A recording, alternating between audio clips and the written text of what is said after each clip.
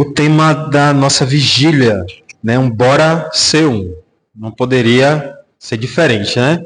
Para quem é torcedor do Bahia, bora Bahia. E aqui na nossa vigília da Cru, bora Bahia, sim. Bora ser um, tá bom? Acho que muito propício, muito assim, criativo, né? Traz muito da nossa raiz, da nossa forma de falar, essa nossa gíria. Espero que tenha sido, né? Uma palavra, um termo, um título que todos puderam compreender, né, por questões culturais, mas bora ser um. E o que é que a palavra do Senhor nos diz sobre isso, sobre essa unidade? Mediante a tanta diversidade, né, tantas pessoas, tantas línguas, tantas formas de falar, mas com um propósito, né, seguindo um caminho, né, entendendo que Jesus tem realmente uma proposta diferente e salvadora para as nossas vidas. Então, o tema da vigília, Bora Ser Um, né, eu quero fazer apenas uma introdução aqui para vocês, é extremamente propício para o momento em que vivemos enquanto igreja evangélica, tá? Enquanto jovens, alguns um pouquinho menos jovens, tá? Para refletirmos sobre a nossa vida enquanto cristãos, independente do espaço em que estejamos, dentro da igreja e fora dela também. E o quanto o amor tem guiado as nossas ações. Então, Bora Ser Um nos traz essa direção em que o amor precisa basear, precisa ser realmente a estrutura das nossas ações. E o amor tem a ver com duas coisas que eu escolhi aqui. Com renúncia, a gente precisa renunciar a algumas coisas para viver da melhor forma possível o amor. E também escolha. É renúncia e escolha. É não fazer, realmente não ter que fazer alguma coisa por conta da escolha que você fez, por conta das escolhas que nós fazemos, dentro da igreja e fora dela também. Então, algumas ideias que foram assim, né, surgindo, eu pedindo, Deus, como é que eu posso compartilhar alguma coisa com um público tão qualificado, não é isso?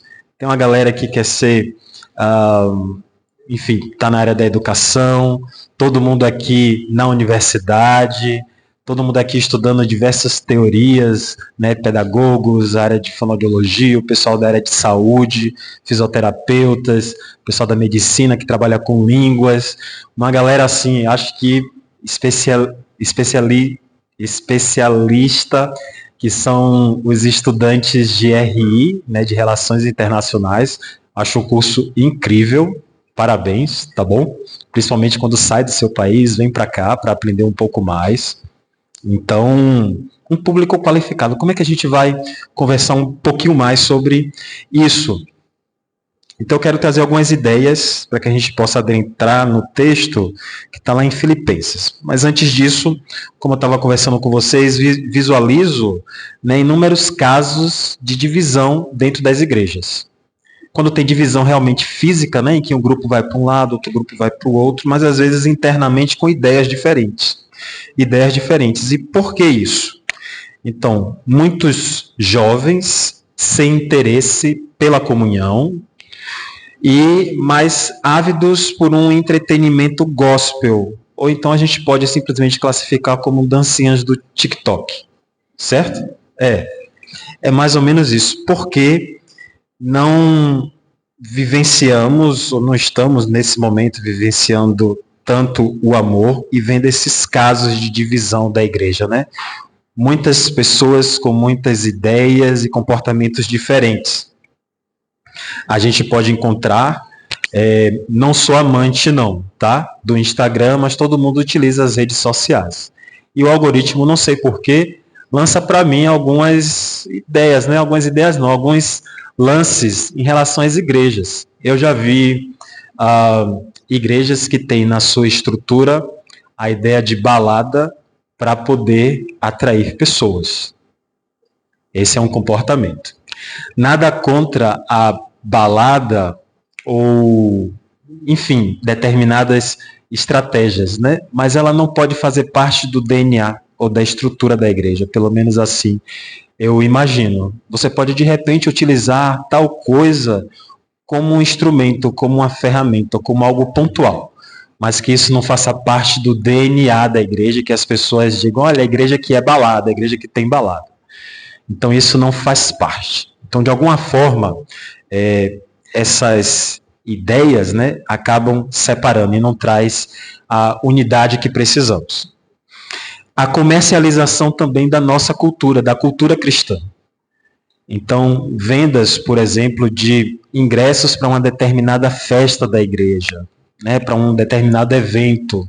Ou então, quando você separa um determinado espaço para determinadas pessoas que estão sendo entendidas como pessoas especiais e que não podem se misturar. Então, isso vai completamente contrário a essa proposta nossa aqui, do Bora Ser Um. Então a gente precisa realmente unir, a gente precisa realmente seguir o caminho, né, aquilo que Jesus tem para nós, que é de todos, independente de suas diferenças, estarem juntos em um único propósito. Então, diante de tantos desafios, somos convocados à unidade, tá? Para sermos um. Precisamos expressar a alegria por pertencermos a Cristo. E o segundo ponto, testemunharmos intencionalmente nossa salvação, aguardando o grande dia. O grande dia em que o Senhor nos levará, em que seremos arrebatados, mas também o dia do Senhor, um dia especial na sua vida, um dia do milagre, um dia em que Deus vai responder a oração que você sempre faz, que já tem 1 mês, 1 ano, 10 anos, mas que nesse dia, no dia do Senhor, você vai estar preparado, você vai estar preparada para isso, tá? Para a salvação e aguardando o dia do Senhor em sua vida. Então eu quero, nesse momento, né, me apresentei um pouco, falei do Ministério Vozes do Silêncio, convidei vocês, reflexões em relação ao tema proposto, né, Bora Ser Um, e o tema da pregação desse momento de compartilhar, que é amor e alegria para viver a união. Então, o amor em nossas vidas, pensando no amor em relação à renúncia e escolha, tá? Ele deve gerar alegria para que possamos viver a união. Amém, igreja? Então vamos lá, eu quero que vocês abrissem a Bíblia em Filipenses, no capítulo 1, versículos 9 e 10. Vamos analisar, esmiuçar um pouquinho. Então vamos lá, né, para o livro de Filipenses. Versículo 9.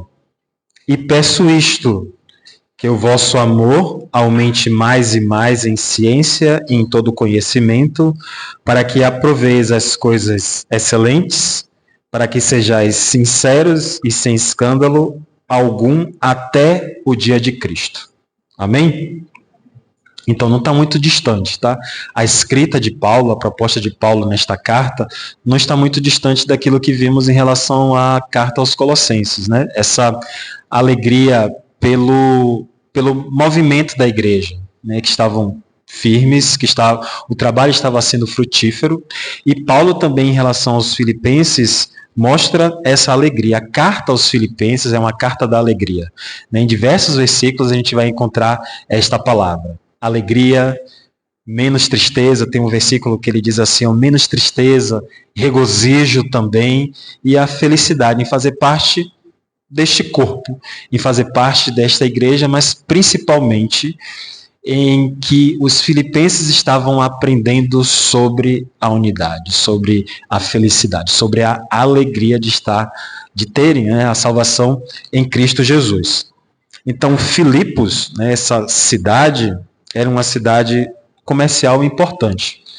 Então, o povo ali estava interessado também em fazer comércio. Eu acredito que é como uma cidade comercial aqui nossa. Feira de Santana, acredito que sim, né? Uma cidade que transita muitas pessoas, né, de vários estados, os caminhões param ali, né? Há um comércio muito forte em Feira de Santana, e talvez a gente possa fazer esse paralelo, só a título de ilustração mesmo, de exemplo, em que as pessoas estavam interessadas em trabalhar, em vender, em conversar com os outros que estavam chegando ali, e talvez a falar sobre o Evangelho, sobre um outro Deus que está aparecendo aqui, não fosse interesse dos filipenses. Entretanto, quando o Evangelho entra ali, eles têm essa mudança, né?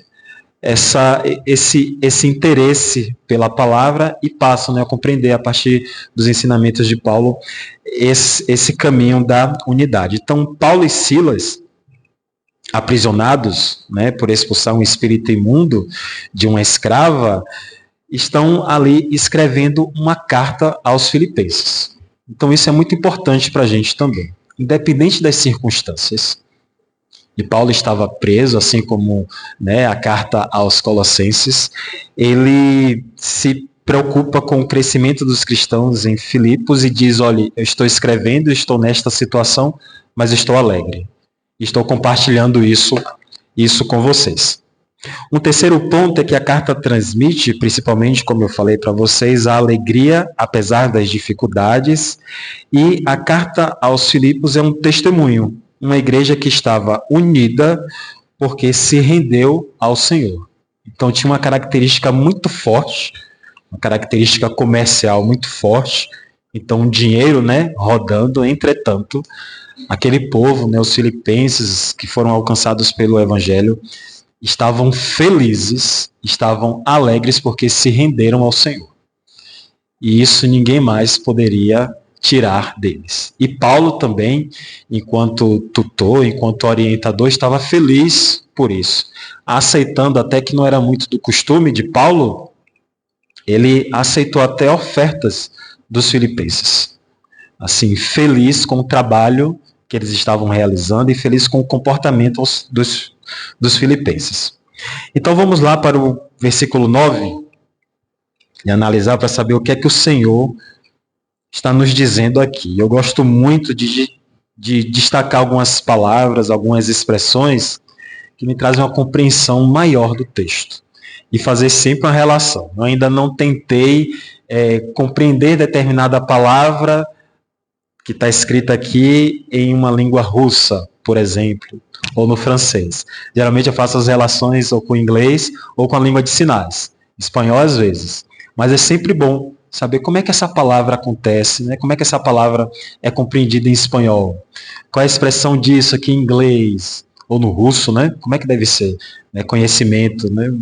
Em russo. Então isso é importante também. Então vamos lá.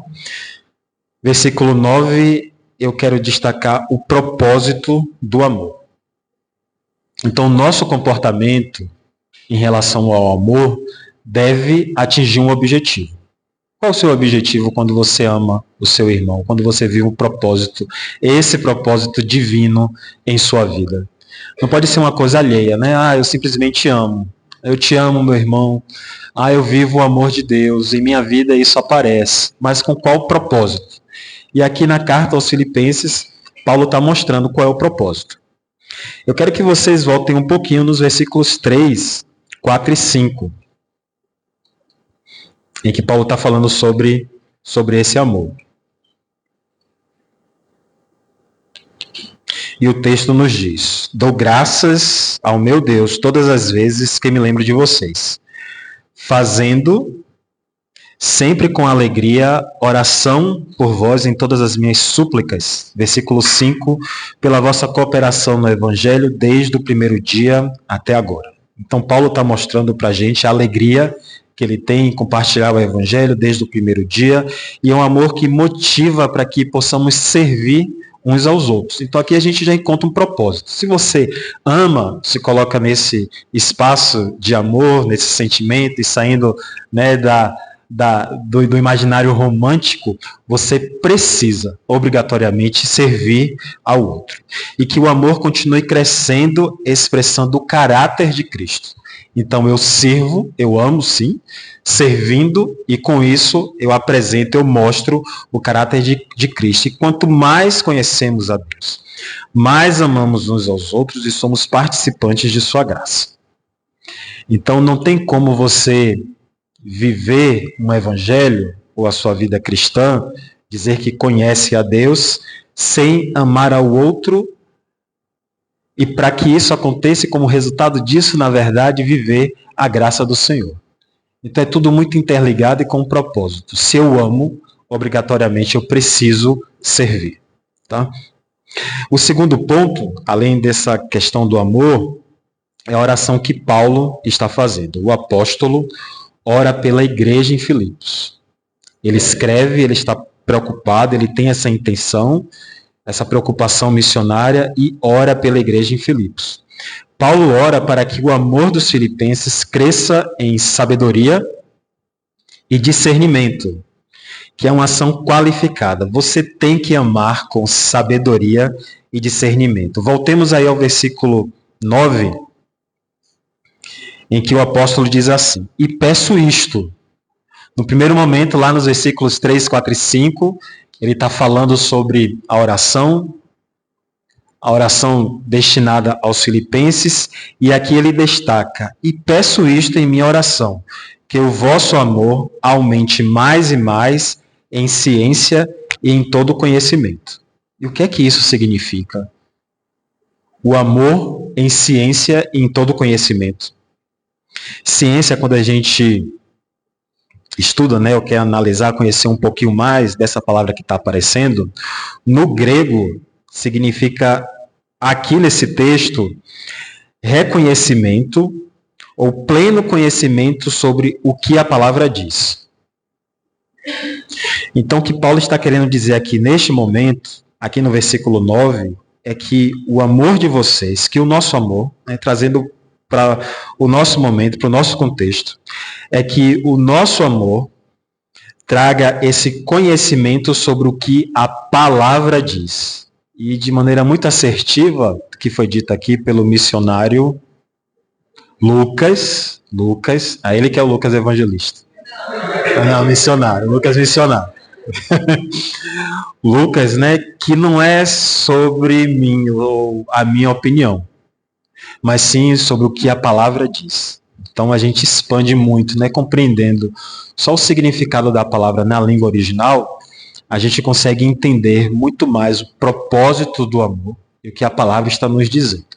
A gente sai dessa ideia romântica, né, de cuti-cuti, de coraçãozinho. Pode fazer isso aqui? Tem problema?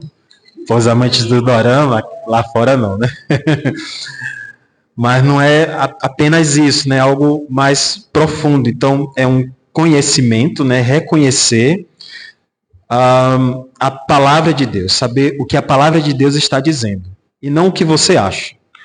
Ou então, voltando àquilo que eu falei inicialmente, não as opiniões nas redes sociais ou no feed do Instagram. Né?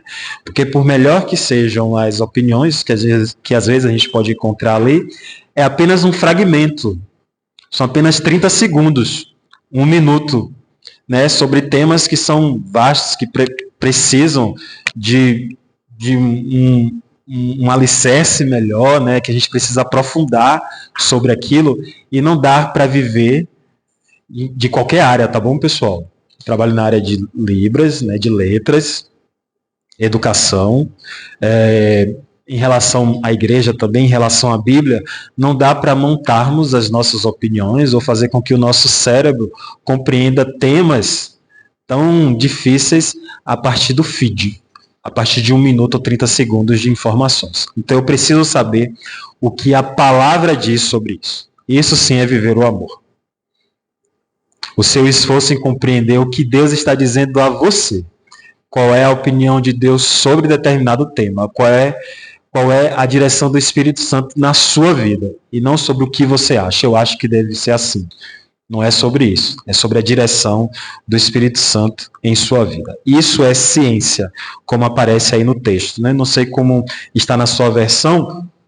Às vezes pode aparecer como sabedoria, discernimento, percepção.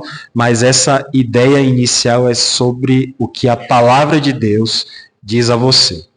Em seguida, ele apresenta para a gente a palavra conhecimento, né? Ciência e em todo conhecimento.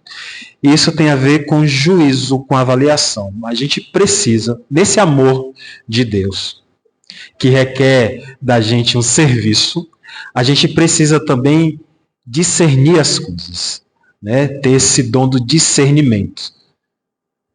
Ter esse dom de avaliação, de juízo. E como está lá em Mateus, no capítulo 10, 16, sermos prudentes como a serpente. Simples como a pomba, ok, mas prudentes também. É o que a palavra nos diz. E isso independe da idade. Isso depende, assim, da área, se está na universidade ou não. Então você precisa, né? A gente precisa amar, servir, mas com discernimento. Mas buscando sempre a palavra de Deus, o que a palavra me diz sobre determinado tema. O que o Senhor aponta para mim sobre determinado tema. Julgar as coisas pelo crivo da palavra. Então, bora ser um. Como eu falei para vocês, um tema propício. Gostei porque é uma gíria nossa. Então, Paulo está instruindo-nos a entendermos a vontade de Deus através da palavra e aplicá-la em nossas vidas. O propósito do amor, que é sim um requisito, né? Se quisermos viver esse bora ser um, essa união. E aqui a gente vê isso, né? Gente da UFBA, da Unilab, da Unime, da Unijorge, enfim. Gente de diversas igrejas, diversas denominações aqui presentes também, mas com propósito, o propósito do amor, a união da igreja para o conhecimento da palavra de Deus. E se por um acaso, como falado também, como falei aqui no início, vemos esses movimentos em relação à não união ou separação, né, da igreja de pessoas por conta de ideias diferentes, é porque não estamos, e aí a gente precisa realmente apontar o dedo, né? Nós não estamos buscando esse conhecimento da palavra, buscando a orientação da palavra. A união da igreja para o conhecimento da palavra de Deus. A gente precisa ser um. Esse bora ser um é um convite para a gente conhecer mais e mais da palavra de Deus. Conheçam mais e mais da palavra de Deus e saberão, né? E nós saberemos qual é a vontade de Deus. Que nunca, em hipótese alguma, é de divisão.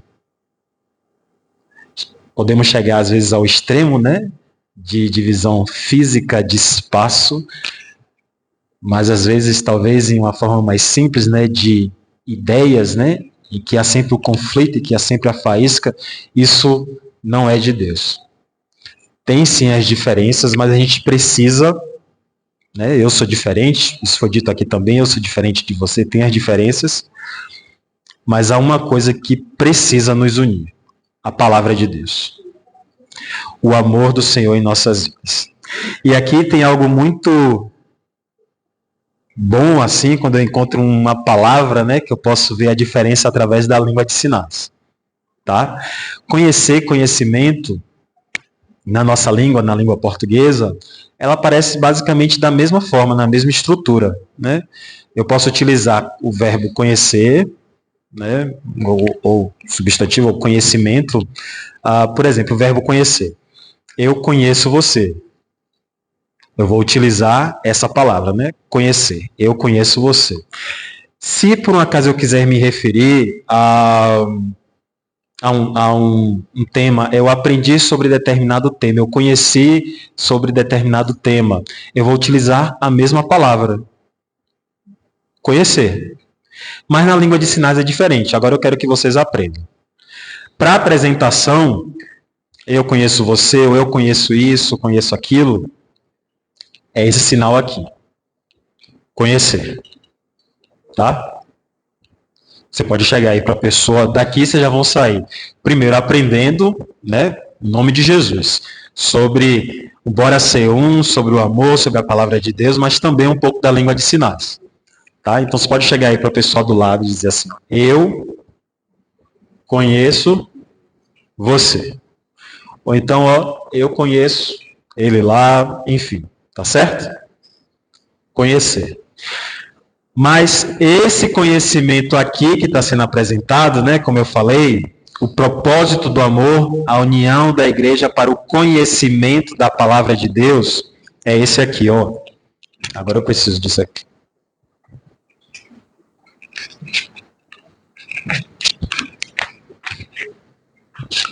Conhecimento. Já é diferente, tá vendo? Uma outra estrutura e um outro significado, tá certo? Então, na nossa língua portuguesa, em relação à palavra conhecer, ela é mais genérica, não tem assim uma diferença, não muda a estrutura independente do contexto. Correto? Eu estou errado? Amém, né? Mas em relação à língua de sinais, a depender do contexto, eu tenho um sinal, né? Uma estrutura diferente, que é esse aqui, conhecimento. Aquisição de conhecimento. A ideia do sinal é... Aqui representa a cabeça, tá bom? E aqui é a informação que é obtida. Certo? É essa a ideia. Tá bom? Conhecimento. Esse movimento aqui, ó. Só que aqui. Tá? Isso, conhecimento. Conhecimento sobre algo, né? Aquisição de conhecimento. Então, a gente precisa adquirir o conhecimento em relação à palavra. Essa é a proposta. Tá? O propósito do amor. Mais uma vez eu digo, fugindo, né, dessa linha romântica, tem algo racional, tem algo espiritual também, que é a união da igreja, estarmos unidos, né, sermos um para o conhecimento da palavra de Deus. E o segundo ponto, no versículo 10, tá? E antes disso, para compartilhar com vocês, a gente vê uma evolução. Observem aí as palavras escolhidas por Paulo, no versículo 9. Amor, que solicita, né, ciência e conhecimento, ciência no sentido de aprender sobre a palavra de Deus, conhecimento no sentido de saber discernir, e mais à frente no versículo 10, ele fala sobre coisas excelentes. Coisas excelentes com um propósito, tá, pessoal? Para que possamos chegar ao dia do Senhor. Então está tudo muito ligado, desde Gênesis a gente vê isso. O amor de Deus se manifestando, o pacto que o Senhor faz consigo, para que possamos obter a salvação, para o dia do Senhor, para a salvação em Jesus Cristo. Então ele finaliza o texto falando sobre dia de Cristo. Começou lá no amor, a consequência disso, né, ciência, conhecimento, coisas excelentes e o dia do Senhor. E lá no versículo 10 a gente encontra isso, o resultado do amor. O versículo 10 nos diz, para que aproveis, tá? Não é proveis, para que vocês aprovem. Aprovem as coisas excelentes, para que sejais sinceros e sem escândalo algum, até o dia de Cristo. Então, primeiro ponto aí para a gente, no versículo 10, essa questão da vida sincera. E com certeza vocês já viram alguma explicação sobre essa questão, né, da sinceridade, ou na igreja, algum pastor falando, ou missionário, ou professor de EBD, ou então em uma aula também na universidade, essa definição, né, de sincera, ou sincero também é uma possibilidade de entendimento, mas uma vida sincera é saber reconhecer suas falhas e se lançar aos pés do Deus da misericórdia. Então, tenha essa vida, reconheça suas falhas, né? A gente aprende em língua de sinais, então mais um sinal aí para vocês, que é mais ou menos isso aqui, tá? Sincero, 15, ok. Sincero, né? É sem máscara mesmo, mais ou menos isso, a ideia. Sincero, sem máscara. Então, uma vida sincera que sabe, né? Não adianta. Já pensou você se apresentar a Deus assim? Pelo menos a ideia, né, na língua de sinais com os surdos é assim, né? Você vai se apresentar, você vai conversar com Deus assim? Então, ele solicita, né, que você tenha esse movimento sincera, sem máscara, e reconheça as suas falhas e se lance aos pés do Deus de misericórdia. Então a expressão traz para nós o ensinamento. Precisamos de sinceridade diante do Senhor. E você tem sido sincero? Eu também, né? Temos esse comportamento diante de Deus e sermos sinceros diante dele, assim, sem máscara, Jesus. Porque é isso que o Senhor está pedindo aqui no versículo 10. E ele apresenta, né, mais 3 itens. Mais 2 itens, na verdade. Excelentes. Olha só que maravilha. aproveis coisas excelentes, coisas que elevem vocês.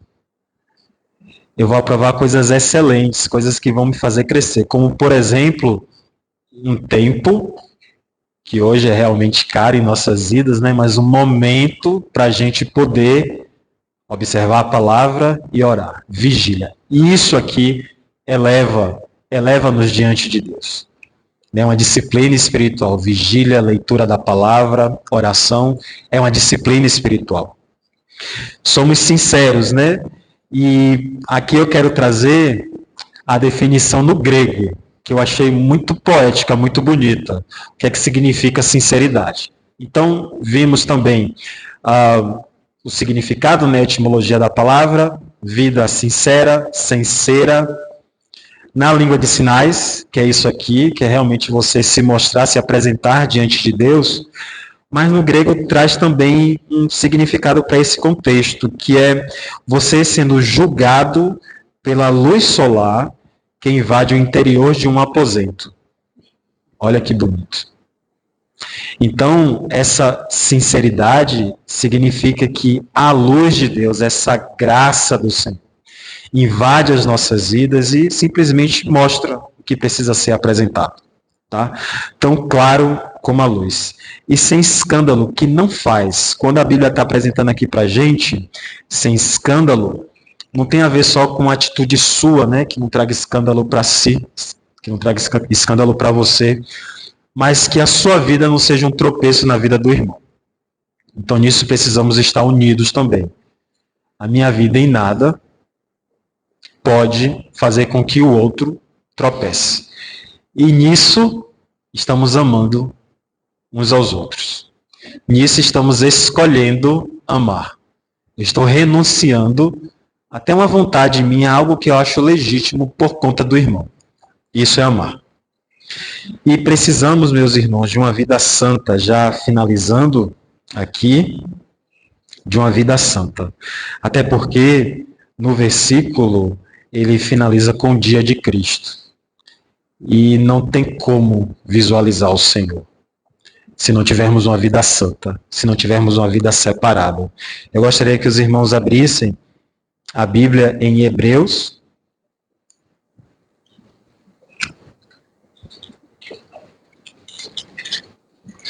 Em Hebreus, no capítulo 12,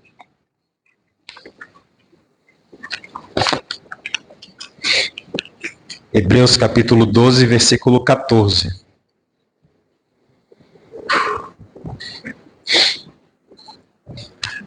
É engraçado também que estava todo mundo aqui falando, né, se apresentando as idades, só para a gente quebrar aqui um pouquinho, apresentando as idades, aí teve um ali que falou, eu sou o mais velho aqui, 24 anos, eu digo, oh meu Deus, então eu com 41 já estou assim, amigo de Matusalém, né?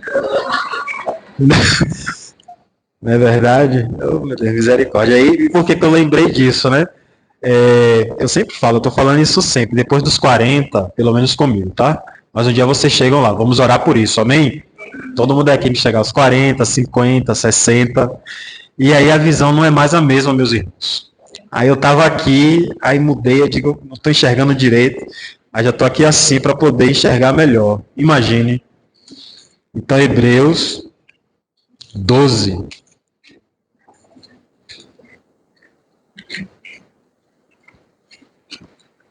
Hebreus 12, versículo 14. E a palavra do Senhor nos diz assim: segui a paz com todos e a santificação, sem a qual ninguém verá a Deus. Então o dia do Senhor está preparado sim para a gente. É acessível para todos, mas requer atitudes de amor, de serviço, de renúncia, e a gente precisa de santificação. Viver a união solicita isso, tá? Santificação, amor, serviço. E para finalizar com vocês, o que é então esse bora ser um? Bora viver a unidade. Em Filipenses conseguimos entender que a união solicita como pré-requisito a vivência do amor que gera alegria. E como falei para vocês no início, né, a carta é marcada por isso. pela alegria, pelo regozijo, pela felicidade em estar em comunhão com o outro, em ver a comunhão dos irmãos. E desta forma estaremos com uma missão dupla, que é evangelizar. A gente precisa desse entendimento, dessa união, viver o amor para que os outros, né, reconheçam a gente por essa característica e não por ideias outras que a nossa mente está, né, pensando, está filosofando demais, mas por isso aqui que a palavra está nos apresentando. E para que estejamos prontos para o dia do Senhor. Amém? Eu gostaria de convidar, então, todos nesse momento para que fiquem de pé. Vamos